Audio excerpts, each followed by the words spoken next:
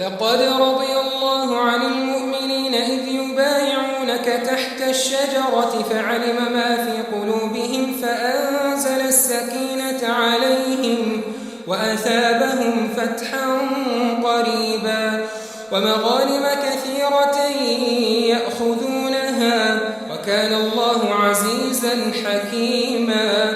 وعدكم الله مغانم كثيرة تأخذونها فعجل لكم هذه وكف أيدي الناس عنكم ولتكون آية للمؤمنين ويهديكم صراطا مستقيما.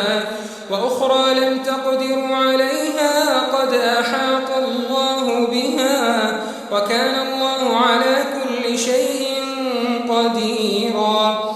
ولو قاتلكم الذين كفروا لولوا الأدبار ثم لا يجدون وليا ولا نصيرا. سنة الله التي قد خلت من قبل ولن تجد لسنة الله تبديلا. وهو الذي كف أيديهم عنكم وأيديكم عنهم ببطن مكة من بعد أن أظفركم عليهم وكان الله بما تعملون بصيرا. هم الذين كفروا وصدوكم عن المسجد الحرام والهدي معكوفا أن يبلغ محله ولولا رجال مؤمنون ونساء مؤمنات لم تعلموهم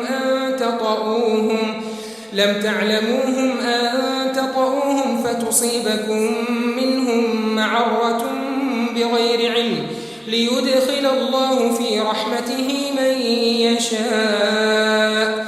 لو تزيلوا لعذبنا الذين كفروا منهم عذابا أليما.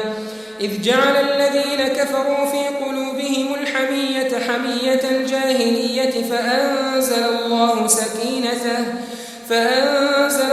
سكينته على رسوله وعلى المؤمنين وألزمهم كلمة التقوى وكانوا أحق بها وأهلها وكان الله بكل شيء عليما.